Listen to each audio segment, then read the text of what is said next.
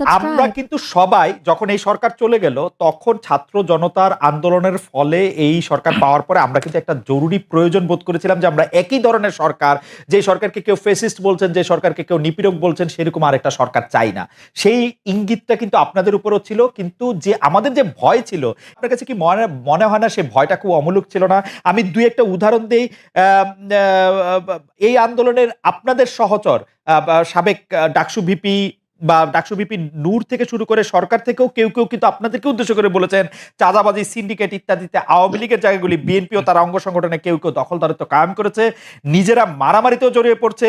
এই নিয়ে আপনাদের শীর্ষ নেতারাও হুঁশিয়ারি দিচ্ছেন, বহিষ্কার করেছেন, কমিটি স্থগিত করছেন, তবু থামছে না কেন? আমরা কি এটা ধারণা করতে পারি যে এখন যদি বিএনপি জনগণের ম্যান্ডেট নিয়ে ক্ষমতা আসে তাহলে একই ধরনের কাজ আবার করতে থাকবে?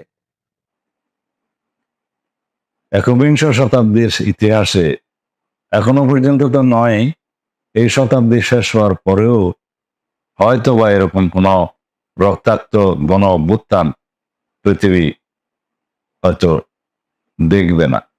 আমি মনে করি না দেখাই উচিত। যাই হোক, আমি এখনো আল্লাহ রহমতে বেঁচে আছি। যারা আমার সহকর্মীরা, আমাদের অনেক নেতা কর্মী, অনেক রাজনৈতিক কর্মী, বিভিন্ন পেশায় শ্রেণী পেশায় নিয়োজিত, এমনকি সাংবাদিকরা সহ যারা গুমের শিকার হয়েছে, তারা অনেকেই হয়তো আমার মতো সৌভাগ্যবান নয় যে তারা এখনো ট্রেসড হয়েছেন বা তাদেরকে খুঁজে পাওয়া গেছে বা জীবিত আছে। অনেকেই অত সৌভাগ্যবান হতে পারেননি। বাংলাদেশের একটি ঘৃণিত স্বৈরাচারের রাজত্বে, ফ্যাসিবাদের রাজত্বে আমরা দীর্ঘ অনেক বছর, 16-17 বছর প্রায়, বাংলাদেশের জনগণ জীবন নির্বাহ করতে বাধ্য হয়েছে। তার প্রতিবাদ করতে গিয়ে 2013-র শেষের দিকে একতরফা নির্বাচনের বিরুদ্ধে বাংলাদেশের প্রায় সকল বিরোধী দল নির্বাচন বর্জন করলে তখন আমরা তীব্র আন্দোলন শুরু করি।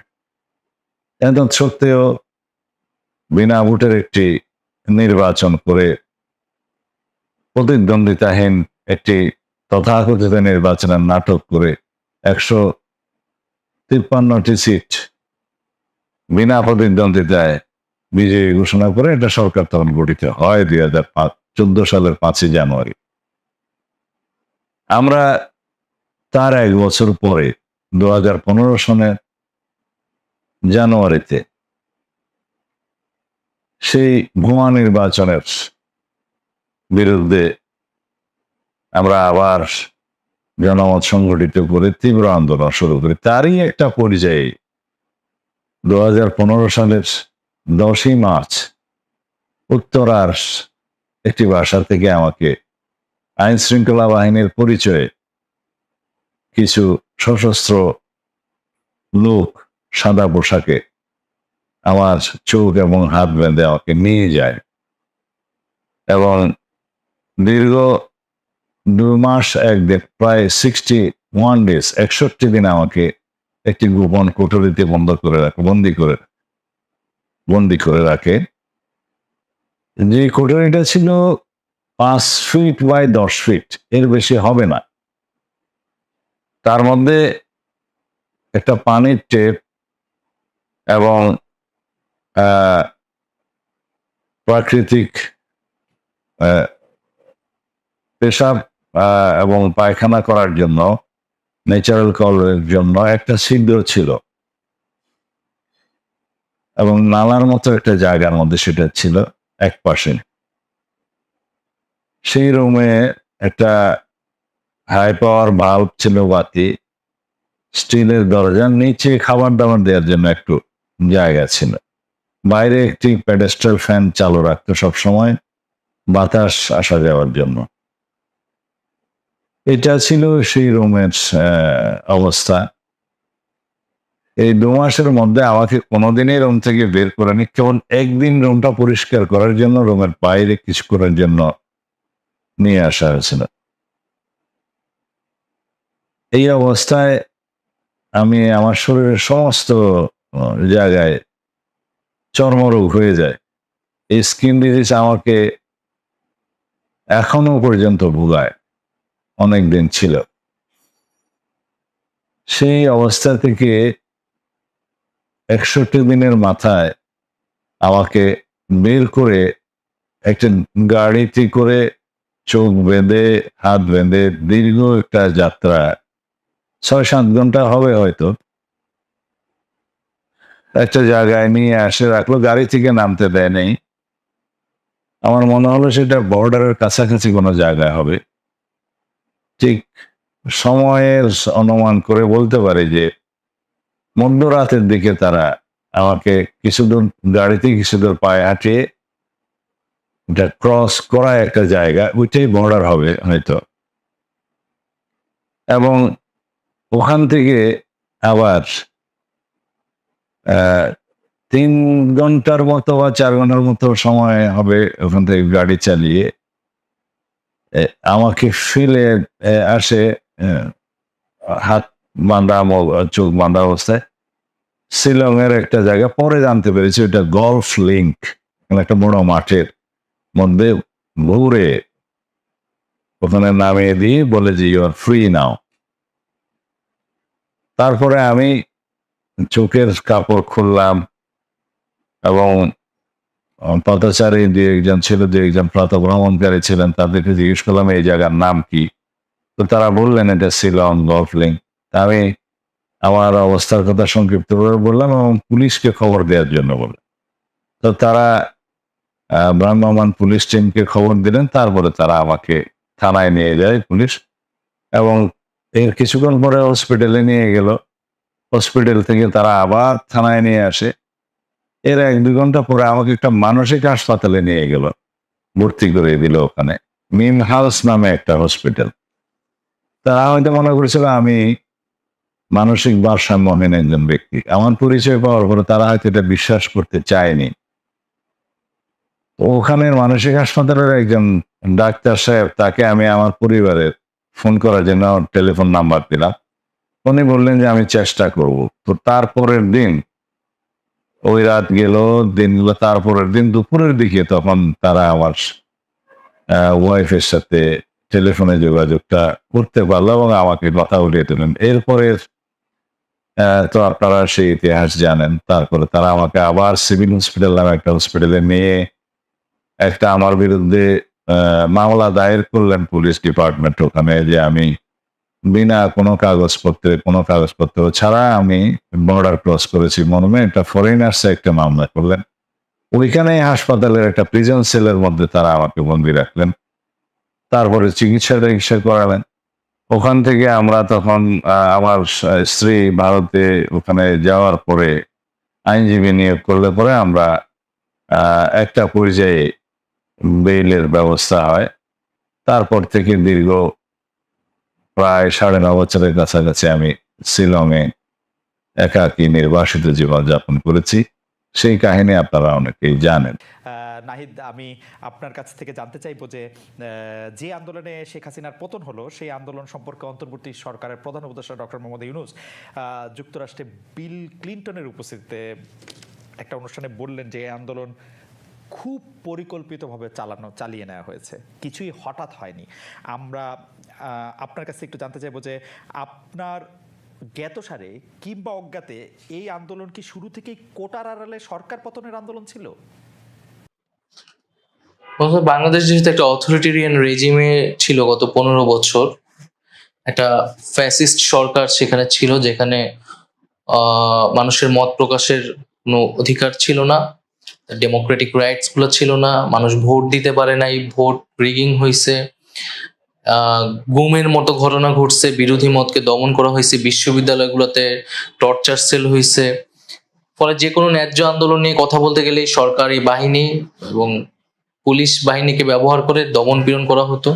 আমরা আন্দোলনের শুরুতে এই বিষয়গুলোতে সচেতন ছিলাম, কিন্তু আন্দোলনটা প্রথমে খুবই অরাজনৈতিক একটি কোটা সংস্কারের দাবিতে শুরু হয়েছিল, যেটার যৌক্তিকতা মানুষের মধ্যে অলরেডি ছিল। ২০১৮ সালে এই ইস্যুতে আন্দোলন হয়েছিল।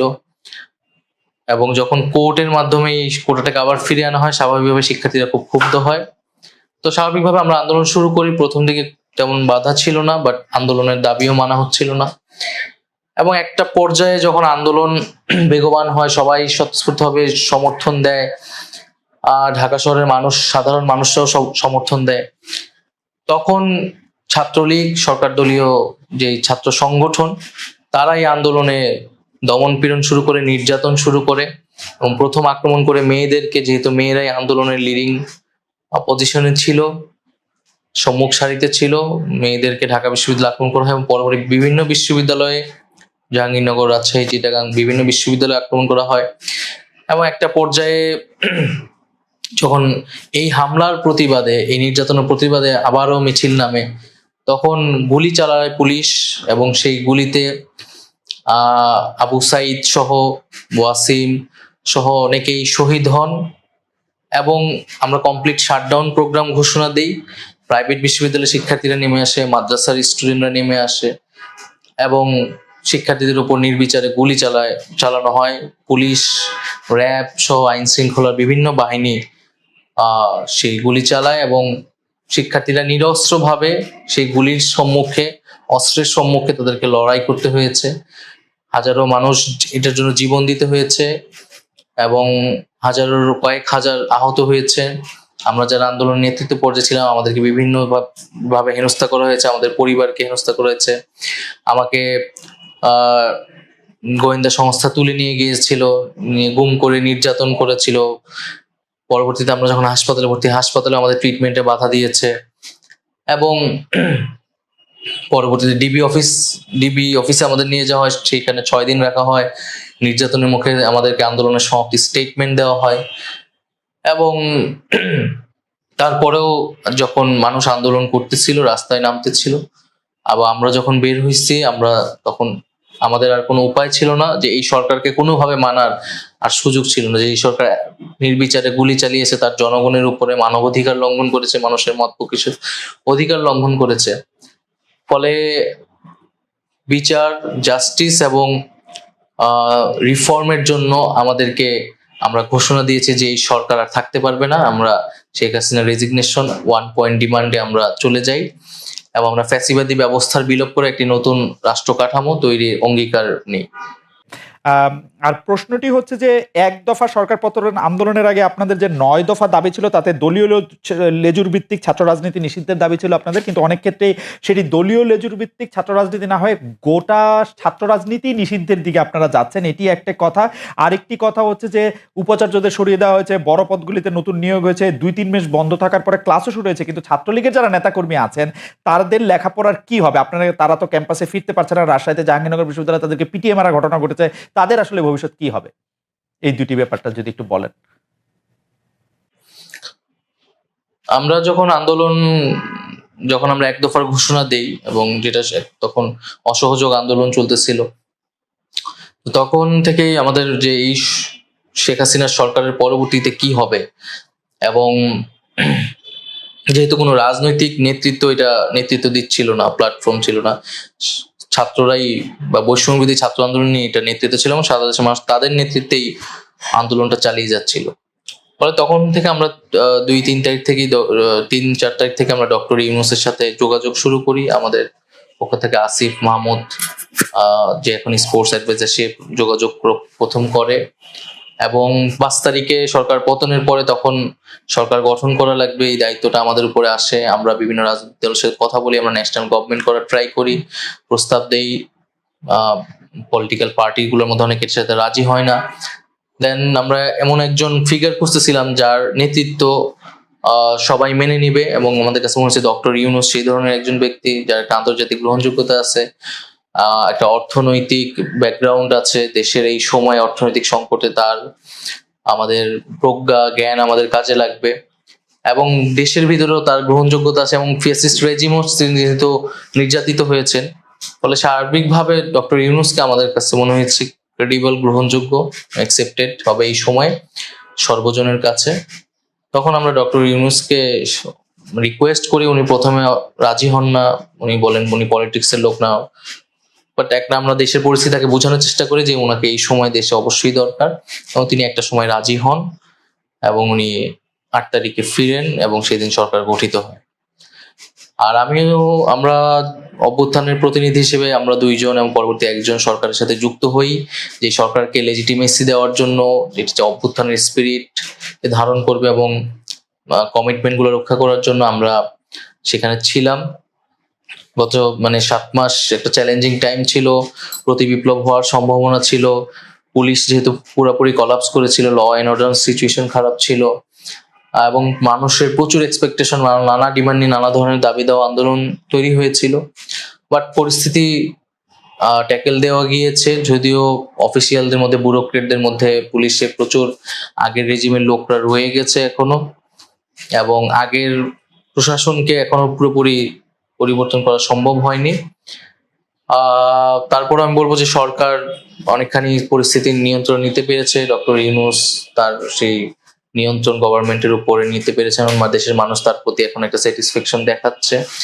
বাট